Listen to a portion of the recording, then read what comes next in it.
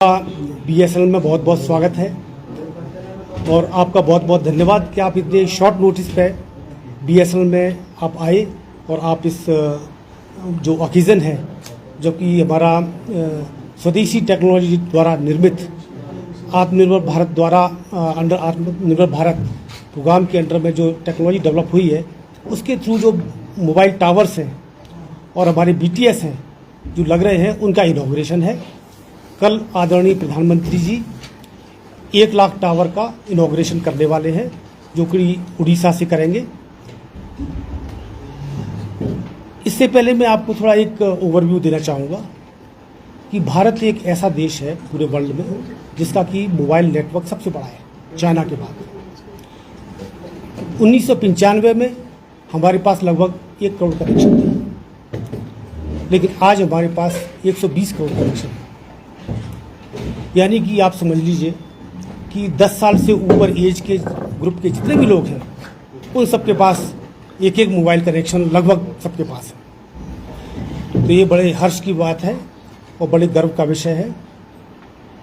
आज हम देखें कि मोबाइल जन जन के हाथ में है। ये इतने सारे एफर्ट के बाद भी हमारे कुछ एरिया ऐसे रह गए हैं, remote areas, hilly areas, far flung दूर दराज के इलाके जो कि कवर नहीं हो पाई थी किसी भी ऑपरेटर द्वारा। तो क्या हुआ, बीच बीच में बहुत सारी स्कीम्स आती रही। कभी कोई LWE स्कीम आई, कभी कोई नॉर्थ ईस्ट के प्लान की स्कीम आई, कभी अनकवर्ड विलेजेस की स्कीम आई, लेकिन इन सब स्कीम्स के द्वारा भी कवर नहीं किया जा सका। फिर भारत सरकार ने एक बहुत मजबूत कदम उठाया जिसके जरिए कि जो भी अनकवर्ड एरिया है जो किसी स्कीम द्वारा कवर नहीं हो पाए और जो किसी भी ऑपरेटर द्वारा कवर नहीं हो पाए उन सबको कवर करने का एक संकल्प लिया और कैबिनेट ने इसकी मंजूरी दी और इस प्रोजेक्ट का नाम रखा 4G सैचुरेशन प्रोजेक्ट।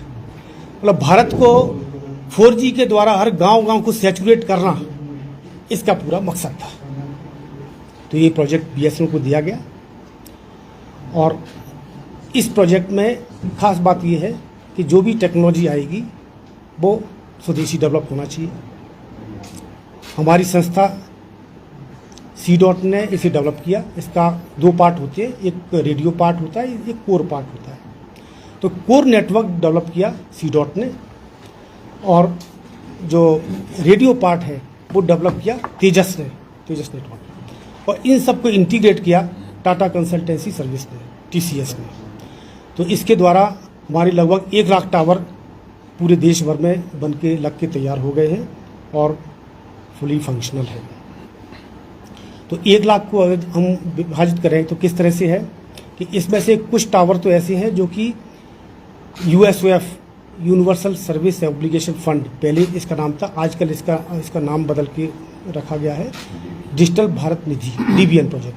तो DBN के द्वारा फंडेड टावर जो है वो लगभग 18,000 है और लगभग 80,000 के आसपास जो टावर है वो BSNL ने अपने 2G 3G टावर्स को अपग्रेड करके 4G लगाया है। Same technology, same system integrator. तो उसका नाम है फेज़ 9.2, BSNL का अपना फेज़ 9.2। तो phase 9.2 plus DBN funded project, इन सबको मिला के लगभग 1 लाख टावर हो गए हैं। तो उनका इनॉग्रेशन आदरणीय प्रधानमंत्री जी कल उड़ीसा से करने वाले हैं। तो ये तो हो गया ऑल इंडिया पर्सपेक्टिव। अब थोड़ा सा मैं BSNL का बताऊं तो BSNL जब से ये प्रोजेक्ट्स मिले हैं, भारत नेट का भी प्रोजेक्ट मिला है BSNL को, 4G का मिला है और BSNL ने काफ़ी कदम उठाए जिसकी वजह से पिछले 2 क्वार्टर में BSNL को प्रॉफिट हुआ। बैक टू बैक प्रॉफिट देखें तो हमारा क्वार्टर 3 में 262 करोड़ का और क्वार्टर 4 में 280 करोड़ का प्रॉफिट हुआ है। और इस सब की वजह ये है कि एक तो 4G नेटवर्क का एक्सपांसन, हमारे FTTH connection bringing more efficiency in the operation, और ये ऑनगोइंग प्रोसेस है। अब हम इसको और अच्छा करेंगे जिससे कि BSNL अपनी पास्ट ग्लोरी पे फिर से आ जाए। आपको विदित होगा BSNL का पर्पस केवल प्रॉफिट कमाना नहीं है, प्रॉफिट कमा के अपने आप को सस्टेन करना, ये तो है ही। इसके अलावा जब भी ज़रूरत पड़ती है, जब भी देश को ज़रूरत पड़ती है, बीएसएनएल हमेशा फोरफ्रंट पे रहता है। चाहे वो 2014 का सैलाब हो कश्मीर में, चाहे वो आपका अनरेस्ट हो 2016 में जब बीएसएनएल के फ़ोन काम कर रहे थे, कोविड के टाइम में, आर्टिकल का एब्रोगेशन के टाइम में,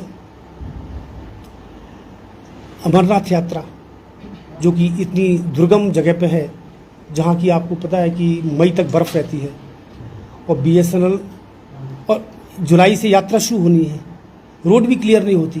प्रथम पूजा 11 जून को होनी थी, 30 मई तक तो लगभग बर्फ़ ही थी।